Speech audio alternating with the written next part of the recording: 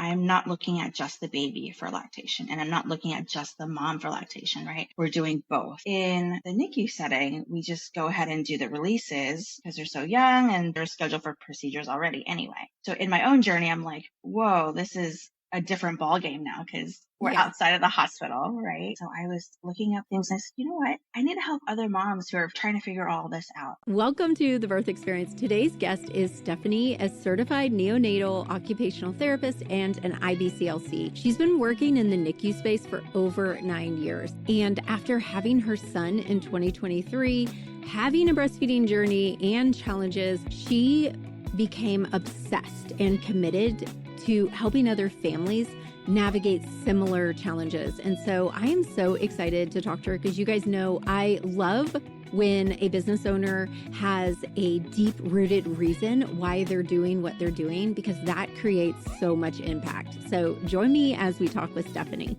Hey, Stephanie, I'm so happy that you're here. Thank you so much for coming. Thank you for having me. So I'm really excited to talk to you because OT and IBCLC is such a weird mix. And I don't think I've ever had anyone else that I've chatted with that particular mix. So I have been dying to hear like the full story. I know that you sent us in a little blurb, but tell me what that looked like and what that journey was.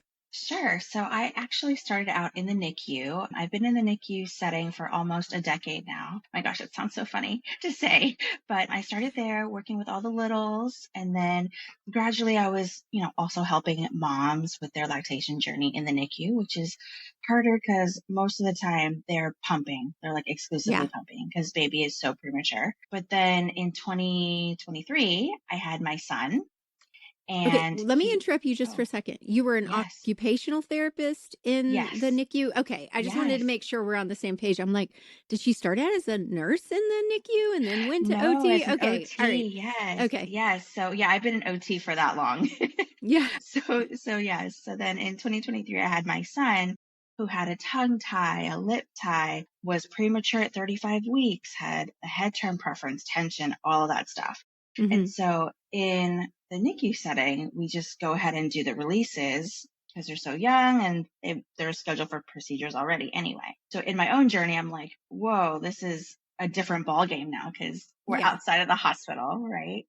And then yeah. I read, I am a researcher. I do my own research and do all the things. So I was looking up things. And I said, you know what? I need to help other moms who are like trying to figure all this out. So I Yeah. went and got my IBCLC. So it took me about a year and a half till then to do that. So yeah, so the journey between OT and IBCLC, OTs, luckily, we treat the entire spectrum of ages, so babies to Right. adults, elderly, because we work on activities of daily living or ADL. So anything you do between you wake up to when you go to bed, that is what we help you do or recover and help you try and accomplish these things. So for moms, they're trying to figure out their new role of being a mom or trying to figure out how to juggle a toddler plus a newborn, right? So Mm-hmm. it's all of these different roles that we're trying to do. So the lactation portion is great. I wanted to achieve and get my IBCLC because I think it was really important to me to get the highest standard, right, Yeah. for lactation. So yeah, that's kind of how my journey started. And then I've since transitioned out of the NICU and I'm now starting my own private practice. I'm like a year and like a few months in, and I just love it. I'm able to spend the time that I want with parents because in the hospital setting, we're kind of limited to about 30 minutes Mm-hmm. per session, and we see so many people a day. And now I get to do an hour and a half at a mom's house, a mom and dad, right? They're both Yeah. there. It's super slow. We're doing everything and they are feeling more confident by the time I leave the house. So I I love what love I that. do. I love that so much. So I guess what I'm thinking, let's talk about like if you had a new mom and you're combining those two skills that you have that you're an expert at, like what does a visit look like with you and how do you combine the OT part into that? Yeah. So for me, I'm not looking at just the baby for lactation and I'm not looking at just the mom for lactation, right?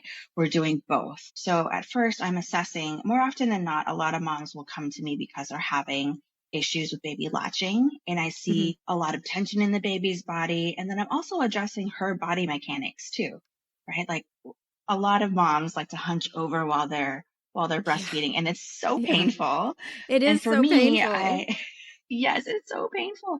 And especially when the body changes, right? You're not used to having bigger breasts and it's like already heavy. And then we're adding on that piece with the back. So we're doing a lot of like body mechanics for mom and then also trying to help her figure out a schedule that works best for her. Because I feel like there's a lot of information out there that's like, okay, you need to do it this way in order to do it. Hmm. But what if baby like is cluster feeding or they're, trying to, go through a growth spurt and mom is Yeah. up every hour and a half, 2 hours. And she's like, I can't get this right. So it's a portion of me addressing mom as a mom, like how to help her in that role. Hmm. And then also helping her breastfeed and helping baby with the body work and all of that kind of stuff too. I love that so much. And I love that you said, like, there isn't a one size fits all. We're Yeah, talking about exactly. individual people, whether it's the mom or the baby. And I've been watching this with my daughter, Lainey, who had IV in January. And you can't be rigid in all of parenting. Let's just be real, of all of it, whether it's pregnancy, birth, postpartum, baby, adult, child, doesn't matter. They're all individual. But, you know, what works even on Tuesday may not work on Thursday, and it's constantly morphing.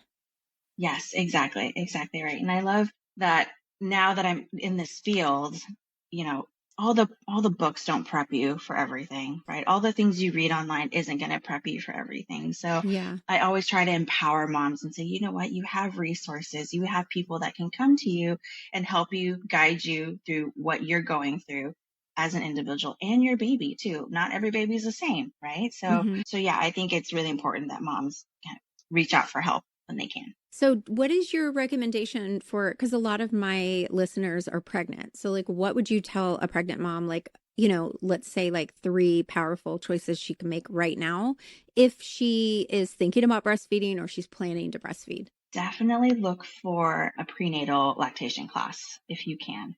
I do offer one virtually, but there's also some groups that are local that will have that for you because you want to be prepped, right?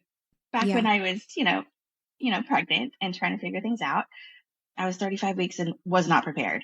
And I didn't do all the lactation research, didn't do all of that. Now that I'm on the other end, I'm like, man, I wish I had somebody who told me at 37 weeks, you can actually pump for can express colostrum. You can have that ready. You can do all of these things to help you and guide you, not only you, but also dad or whoever your partner is, right? hmm, Because hopefully you have a great support system that will help you to support you and not be alone in this journey.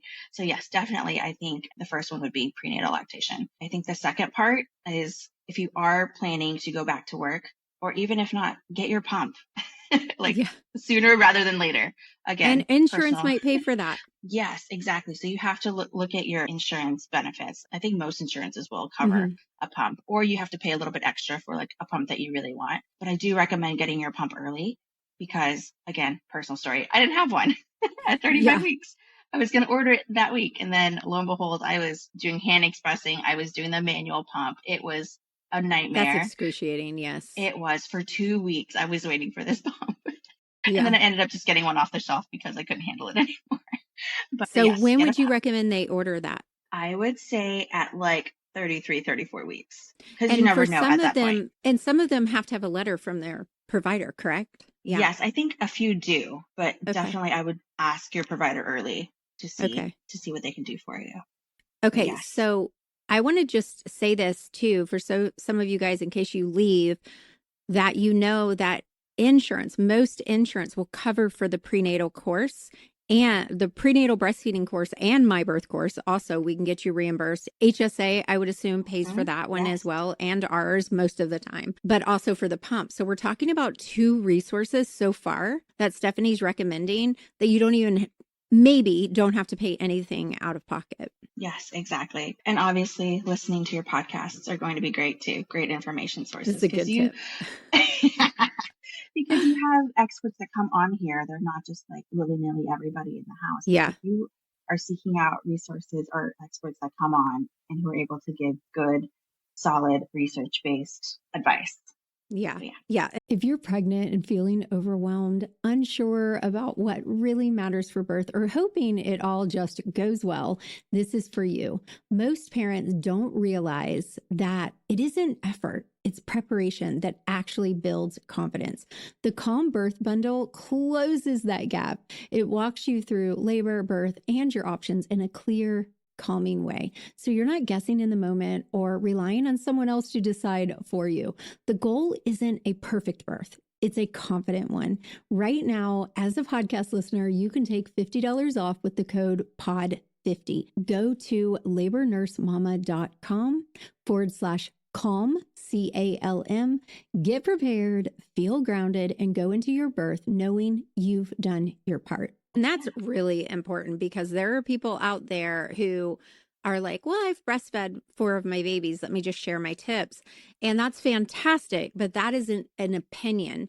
And just a little side story for that, I've breastfed the majority of my adult life until recently, right? Because I've had 7 children, 6 of whom I breastfed, and I breastfed some of them for a long while. And as a labor and delivery nurse, I'll never forget strutting into that room the first time. At that point, I had breastfed 5 children. And I was like, I'm going to be the best help ever. Like, I can do it so good, but I was not trained. And it was the bane of my labor nurse journey because trying to help someone breastfeed when you really don't know all the things besides your own experience, it doesn't work. And my back would hurt. I was sweating, work both crying, and like, it's really hard. So I'm not even saying, like, I obviously give breastfeeding tips and I have experts on, but I'm not a breastfeeding expert. So I really appreciate that you're saying that. Yeah, and I also highly recommend getting IBCLC versus the CLC just because we have like more hours under our belt in terms of like either supervised hours or hours that we've needed in order to get the certification. So I highly recommend somebody who's got their IBCLC. And what is your thought about in-person versus virtual? I personally love in person. That is my jam because I feel like it's really important in that postpartum phase to go to the parents' houses. Like it was hard for me and any other parent who's, 3 weeks out trying to pack a bag, pack the baby, pack everybody in the car, and then try and get to that appointment on time. Right? And not hysterical. And not hysterical. Either you or the baby, either one of you, and your partner by proxy. Well, so I am a huge fan of virtual IBCLC. So I'll tell you what, for me, like I do understand, like having a person sitting with you, putting their hands on, like talking to you. But there's also people who are not that type of person who also don't want to pack up and leave. But there's also value in them being able to, if they can't come to you, as opposed to maybe an in-office visit or something, I feel like a virtual is a fantastic next step because you still get to lay your eyes on where she's sitting, how she's sitting in her own environment. So I feel like there is a lot of power to the virtual option as well. Yes, and I would definitely agree with you. And I think that the in-person thing is really more of my OT side talking. Yeah. Because we very much are like in there, hands on all the time. So I think that's just my OT side being like, I want to be in person. Yeah. Yeah. And I'm the same way. Like I love live connections. Like I love it so much. Okay. So now we've talked about prenatal. What are like your 3 powerful tips for someone who has already delivered? Ask for help. Don't be afraid to ask for help. Even though I know you're an independent mama, you think you have everything, but you know what? Sometimes it's nice to get a nap in. Okay. Yeah. Ask for help for sure. And I'd say, secondly, if you are having any sorts of pain in the beginning, it is not normal. So again, reach out for somebody. Which is so contrary to what moms might like. That when I was having the majority of my babies, it was just like, it's going to hurt. Like anything new, like your nipples have to get tough, like all the things. And funny story, I coach other birth workers and people who sell, to moms that are in more of a clinical space that are bringing it to the online. So we had our in-person retreat and some of my IBCLCs were sharing with me some of the things that their mamas, like nannies and parents and grandparents had told them. Someone told someone to use a Brillo pad to prepare their nipple. Absolutely not. So using a Brillo pad is not necessary. Preparing your nipple. Let's talk about that. Is it necessary? I mean, I don't even know what that means, to be honest, because so a lot of women are told that you have to rough up your nipple. Right. Yeah. No, please don't do that. Please don't do that because you're then more susceptible to tearing and cracks and then Yeah. mastitis and all the You things. So please be gentle. The only thing that so should be on your nipple is your baby or a I pump if feel you're like actually some going that way. weirdo man made that up back in the As I say, it 50s. must have been a man. Yeah, because your body is so perfectly ready for your baby. Yes. You do not have to use a Brillo pad on your nipple. So that we're myth busting number one. Yes, exactly. And honestly, if you are noticing that your nipples are inverted, or flat, then we can do something about that in order to prepare. But Right. please don't use a Brillo pad. There are Yeah, no exercises and Brillo all that pad, kind of no stuff to rough. address. Well, No. back in the day too, like they would say to use a washcloth or something to get your nipples prepared. So obviously you haven't been in this field as long as I have been in this field, because that was what people used to say. Okay, so number one, ask for help. Number two, did we say a number two, or did I get off track on the nipples? Did I say number two? I I don't said know that reach we out did. for help if you're having pain because pain is not Oh, the normal. pain is not normal. That's right. And that's a powerful tip. Okay, number three. Yes. Number three, if you are noticing anything with your baby and you're like, something's off, something is not right, reach out. Honestly, everything is reach out for help, but like different reasons why. The three top reasons for asking for help, but our number one advice is ask for help. Yes, It's all pretty much. rooted Ask in for that. help. Yeah. Yes, because So you're going to need it. Yeah. what are some red flags that you think, let's say she saw a lactation consultant in the hospital, which I don't feel like is the right choice anyway. Like Agreed. as a labor and delivery nurse, there's some amazing ones, but there's also some really burnt out ones, and they don't get the time that they want with you, like Stephanie was saying. But let's say she's seen a lactation consultant in the hospital, baby's latching good, she feels good about it, she goes home. What are some red flags or situations where you would recommend they book another consultation? Yeah, a lot of what I see is, yes, they've seen a lactation at the hospital, they're fine. And then when they get home, they're like, oh my gosh, they're gulping, they're clicking, they're doing all this stuff. Like they're popping on and off all the time. I don't know what's happening. Like your milk at that point, after you've gone home, is really coming in. So it could be Yeah. a flow issue, right? And it could be a premature baby. So it's like the combinations can be a little bit difficult, definitely. So clicking, pain, obviously, gulping, all those kinds of things, or even starting to refuse the breast and Mhm. only wanting a bottle if you are supplementing with a bottle, like you're pumping and doing a bottle. Yes, any of those things would be a good indicator of getting help. But then also if you're noticing your baby is like during a feed is always arching or like they seem really stiff or even if they're constipated, all of these things lead to body tension, which is really hard to get a successful breastfeed at that point. So having Mhm. somebody on board to do that body work, or at least just to do an assessment and see what's happening can really help out. We want to make sure your journey is as painless as possible and Yeah. as stress free as possible because it is possible, right? You don't Mhm. need to go through the pain. I think as moms, we are so like, we're gung ho. We're like, we can do it. Yeah, It's just a push little through. bit of pain. No big Yeah. deal.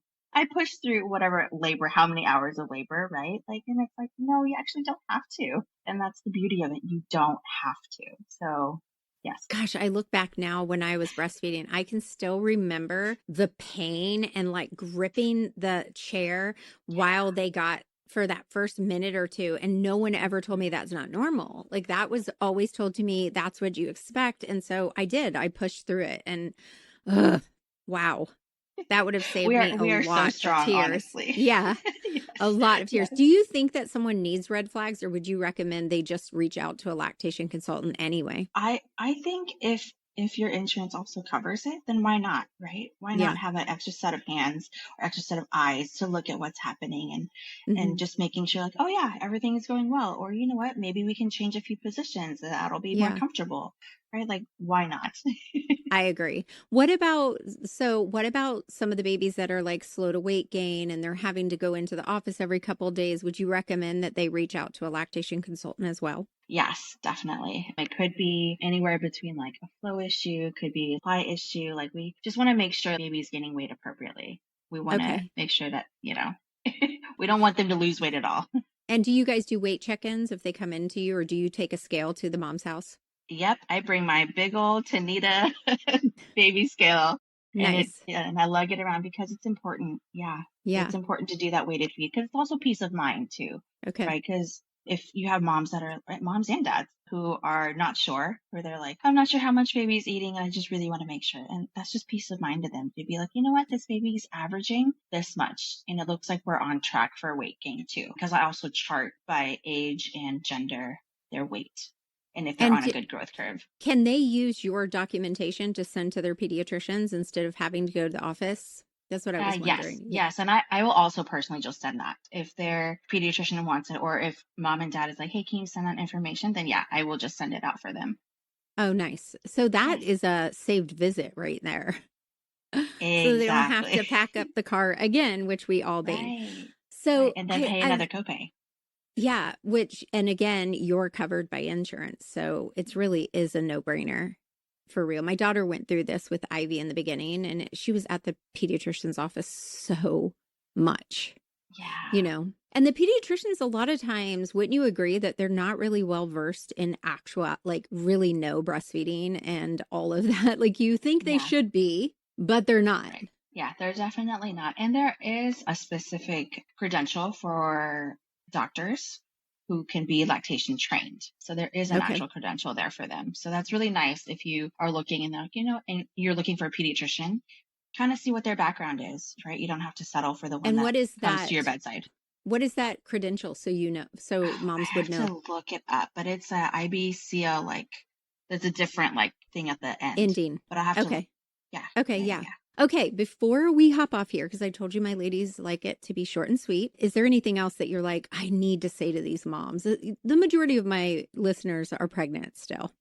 Sure. Yeah. I would say I like to also rope in dad a lot. So I think you're like, okay. Yeah. Because they're your partner in all of this. So I feel like having open conversations with them, being like, this is what I need. Because honestly, a lot of the time dads don't know what they're doing either. Yeah. Right. So if you don't know what you're doing, dads aren't going to know either. So direct them and say, this is what I need.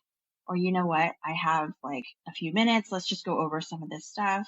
Because a lot of us moms love to just take over and do everything. Yeah. Right? Yes, we do. Yes. So honestly, I think the whole time I've been saying is just ask for help.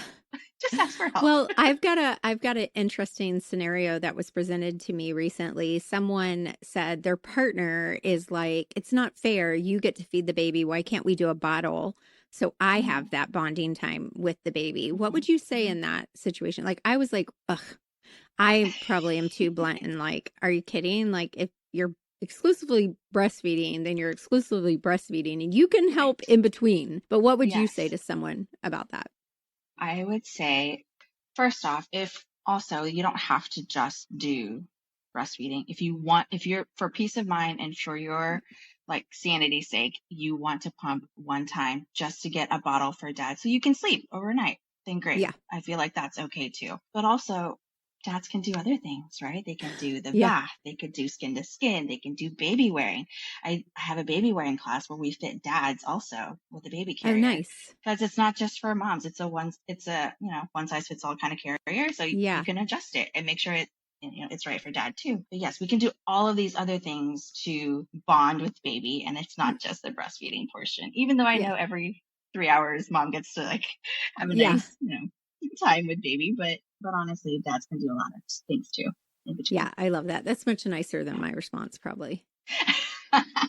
I love that too. But I also agree, girl, if you are I don't want to exclusively breastfeed or I don't want to breastfeed at all, we support that. We support you making decisions. So, well, thank you so much for coming on here today. I'm glad I got to meet Stephanie. We both did Babies and Bumps in Houston last year. And so I met her in person. We had little spaces right next to each other. So I'm happy to see you again. Thank you so much for coming on today. Yes, thank you so much, Trish. Let everyone know where they can find you real quick before we hop off. Oh, yes. My practice is called Lovely Littles Therapy, and Instagram and my website are both Lovely Littles Therapy, and then .com for the website. Awesome. Thank you so much. Thank you. Thank you guys so much for joining us today. I really want you to take this away. Ask for help. I know Stephanie said it a lot. I say it all the time. It is such a powerful tool to be able to ask for help and then to accept it. And I know you guys have heard me say, accept imperfect help. It doesn't have to be exactly how you would do it. Just let people come alongside you and help you. As always, if you love this episode, make sure you hit review, leave us a review, subscribe, and we'll see you again next Friday. Bye for now.